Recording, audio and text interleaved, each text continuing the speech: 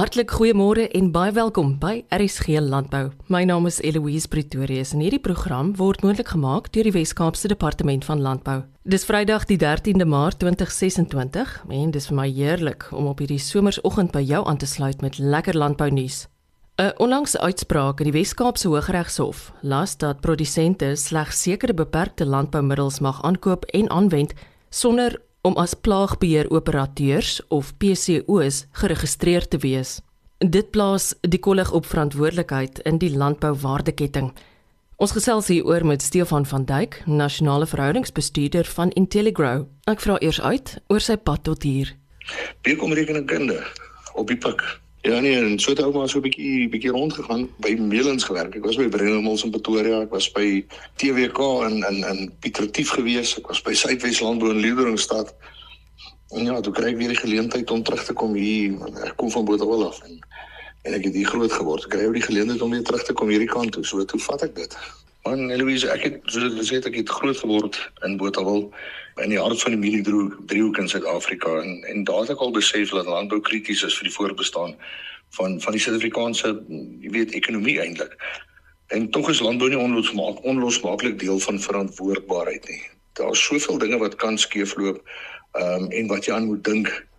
So dit kan nie net 'n ding wees wat op sy eie staan en aangaan nie. Jy moet verantwoordbaar wees, jy moet rentmeesterskap toepas, jy moet verantwoordelik wees in elke daaglikse besluit wat jy doen. En dan as jy kyk na voedselsekerheid en menslike en omgewingsveiligheid, dit loop alles hand aan hand saam met mekaar.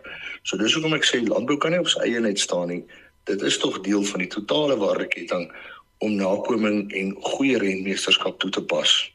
Kom ons praat oor die hofuitspraak self. Wat beteken hierdie beslissing oor beperkte landboumiddels en PCO-registrasie prakties vir produsente nou? Man, prakties op die plaas beteken dat die produsente kan daardie beperkte landbouprodukte kan hulle koop sonder om 'n PCO-sertifisering te hê.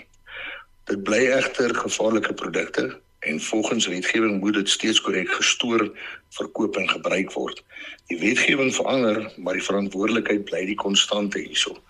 So die mense moet net onthou dat dit gevaarlike produkte bly en dat dit belangrik is om dit reg te hanteer, ten spyte daarvan dat mens nie meer die PCO-sertifisering nodig het nie. Waarvoor staan PCO en wat behels die sertifisering? Man, PCO staan vir Pest Control Operator, of in mooi Afrikaans woord is plaagbeheeroperateur. Daar is verskeie kursusse en verskeie afdelings onder die PCO-registrasie, onder andere jou aerial application wat jou lugbespuiters almal sal doen, jou agriculture and forestry wat ons kommersiële boere dan nou moet doen, fumigation of jou plaagbeheer, jou ou tradisionele plaagbeheer persone sal die fumigation gedeelte doen. Dit behels jy moet 'n kursus doen en dan moet jy aansoek doen by die Departement van Landbou, saam met al die nodige dokumentasie. Jy moet afgeteken word deur 'n bestaande plaagbeheeroperateur in die betrokke veld waarin jy aansoek doen en wat jou dan na 6 maande praktiese opleiding sal afteken en jy kan dan registreer as 'n PCO by die Departement van Landbou. Nou kyk, die PCO-vereiste is nou wel verslap, maar tog hoor 'n mens steeds 'n sterk beroep op verantwoordelikheid. Waarom is dit? Verantwoordelikheid strek verder as net wetlike nakoming. Ons werk met produkte wat mense se lewens en omgewing kan beïnvloed. Ons sit ook met ons nasionale en uitvoermarkte wat sekere reëls en regulasies het.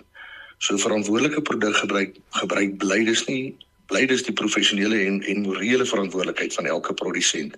En dis eintlik wat rentmeesterskap in landbou beteken, om regtig verantwoordelik op te tree, selfs al beskryf en omskryf die wetgewing nie alles presies in detail nie. Beveel jy dus steeds plaagbeheer-operateur opleiding aan? Ja, beslis. Al is dit nie in alle gevalle die wetlike vereistes nie, bly die opleiding die veiligste en mees verantwoordelike pad vir die produsente. PCO-opleiding help produsente om produkte reg te klassifiseer, jou etikette korrek te verstaan en te kan lees, die werkers te beskerm en wetgewing reg toe te pas. Ons by Intelligrow glo ook dat opleiding 'n voorkomende maatreël is. Dit voorkom ongelukke, beskerm mense en dit help om volhoubare en internasionaal mededingbare landbou te verseker. Wat wil jy graag vir produsente sê vanoggend wat vorentoe moeilike besluite gaan moet neem? Eloise, die kernboodskap is eenvoudig. Wetgewing kan verander, maar verantwoordelikheid bly konstant. Gebruik hierdie produkte in jou besluite in jou landbou met respek. Volg beste praktyke, belê in opleiding wat baie belangrik is en beskerm jou mense. Volhoubare landbou en internasionale mededingendheid begin by verantwoordelike besluitneming op plaasvlak. Jy is 'n man wat jou storie ken. Ek is 'n boer en ek is vanoggend ingeskakel en ek het nog vrae. Waar kry ek jou in die hande? Man, enigeen kan my skakel. My selfoonnommer 082-388-0277. Of hulle kan my e-pos ook by stefanvd@intelligrow.co.za. Dis Stefan met 'n F. Ag Louise, ek dink net dit is belangrik dat elke boer en elke produsent en elke persoon in die waardeketting van die landbou in Suid-Afrika besef dat hier 'n kritiese ding is. Wetgewing is nie daar net om 'n administratiewe las vir jou te wees of om pakslaai te deel nie, maar dis mense lewens waarmee ons werk elke dag. So ek dink as ons verantwoordbaar en verantwoordelik optree, jy weet, dan gaan dit net 'n positiewe uitkyk in 'n land soos Suid-Afrika wees, waar ons almal lekker saam kan werk en 'n verskil kan maak. Landbou het regtig die krag om 'n verskil te maak in Suid-Afrika.